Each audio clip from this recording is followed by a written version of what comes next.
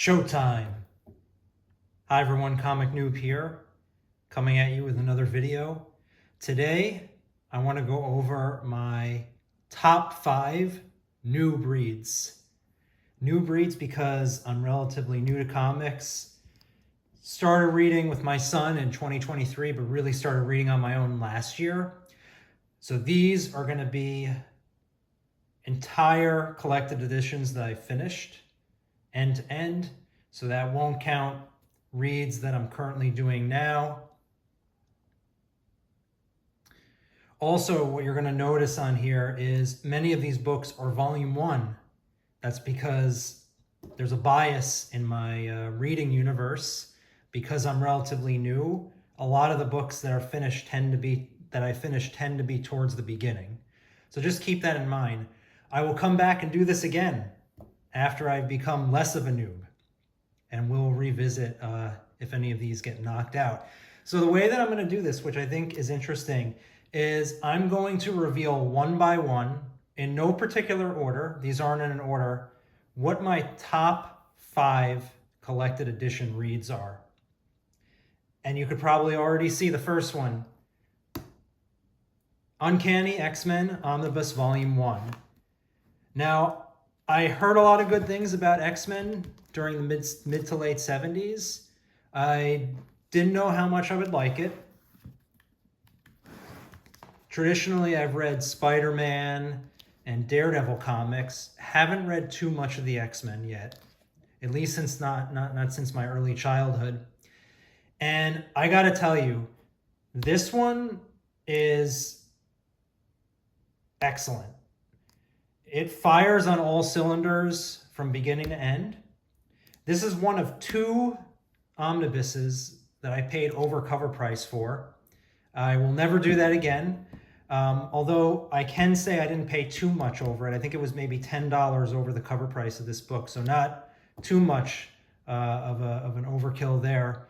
But I think this was worth it because this is still hard to find, and I don't think it's worth waiting for a reprint, waiting to read this. So if we open it, I think there are varying opinions on, I'm going to take off the dust jacket.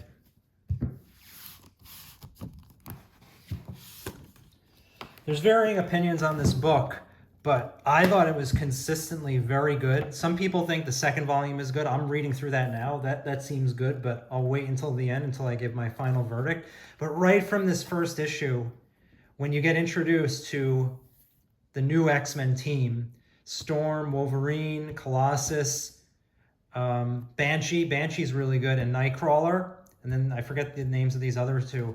But it just fires on all cylinders. Cyclops is an extremely good character throughout here. He goes through a lot of struggles where he's sort of facing off against Professor X as he takes more leadership control of the X-Men team. So I would give this a very high rating on my side. The arc with the Sentinels is very good. The very first issue is very good, where the old X-Men are kidnapped. I'll leave it to you to find out by who, and then Professor X has to recruit new X-Men. This is really good. Let me see if there are any other issues worth mentioning that there was the Journey to the Savage Land. That was an excellent part. And then the introduction of Phoenix was also extremely good. So that's my first on my top 5 list. Let's move right along to the second one. The second one I'm not going to spend a lot of time on because you guys already saw it recently, which is Superman, Whatever Happened to the Man of Tomorrow. I've read a few Superman stories. I'm still learning about Superman. So far, this is the best. So just to give you an idea, I've read Superman by John Byrne. I've read All-Star Superman. I've read Kryptonite Nevermore. Maybe 1 or 2 more, but I really like this one. If you want to see more about this one, go check out my overview. So that's number 2. On to the next one. Book number 3 in my top 5 collected edition reads is Green Lantern Emerald Dawn. So what is Green Lantern Emerald Dawn? It retells the origin of Hal Jordan, who's you could say, you know, the primary Green Lantern, or at least in comics, he gets the most attention from what I've seen. And it's done after Crisis on Infinite Earths, so it's a bit of a reboot. And the way that this is done, unfortunately, it's by Gerard Jones, so I don't know how often they're going to be reprinting this, because he had a scandal sometime over the past 10 years. Let's see. But this is the type of collected edition where you could just plop it on a producer's desk in Hollywood and come out with a successful movie.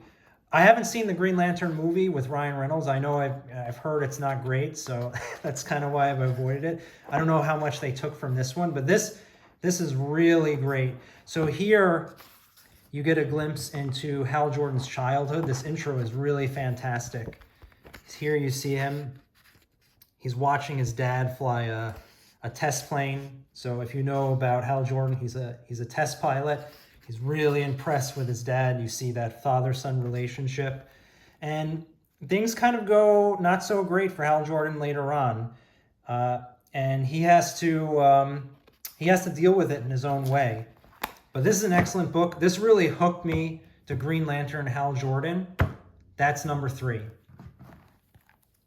Number 4.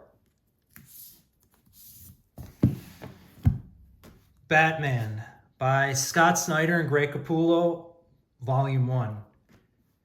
What can I say about this? It's the New 52 run on Batman.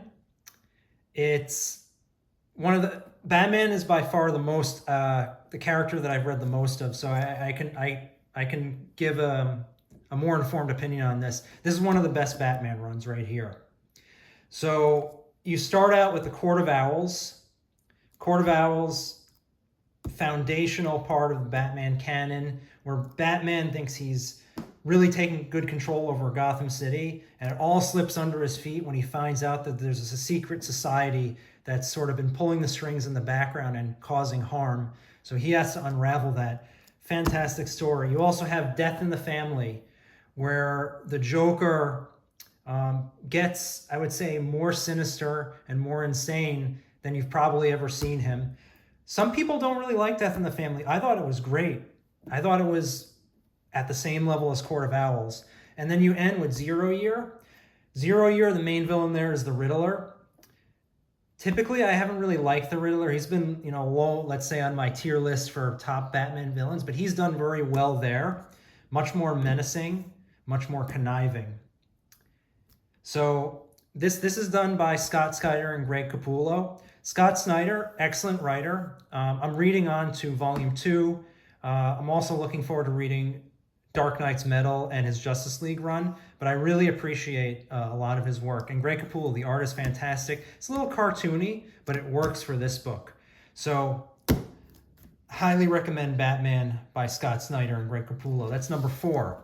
The final book on our list is also Batman. So, I'm probably a little biased. I've mostly read Batman.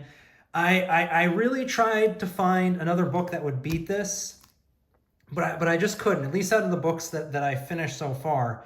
This is Batman by Jeff Loeb and Tim Sale. And what stories does this contain? This contains Batman Haunted Knight. I have a special appreciation for Batman Haunted Knight because I had that when I was growing up as it released in those, they were slightly oversized collected editions. It has Batman The Long Halloween. Never read that before. That was fantastic. That's probably, I would even say that surpasses that one story, the Snyder, anything in the Snyder omnibus.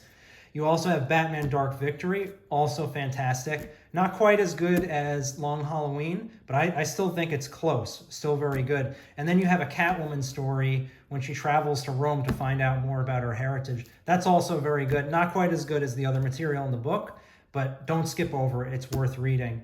Everything in this book is excellent. You get Batman's full rogues gallery. These stories really showcase the Joker, the Penguin, Scarecrow, Two-Face, everybody that you can think of. So you get a really good introduction to Batman. This is also a good book if you're first getting into Batman, because this is supposed to represent around his second and third years of being Batman. So if you've never read Batman before, this is a good introduction since it's near the beginning. All right, folks, I don't want to go on too long. I'll probably end up doing full overviews of some of these books later on down the line. Let's end it here. I hope you enjoyed it. Take care.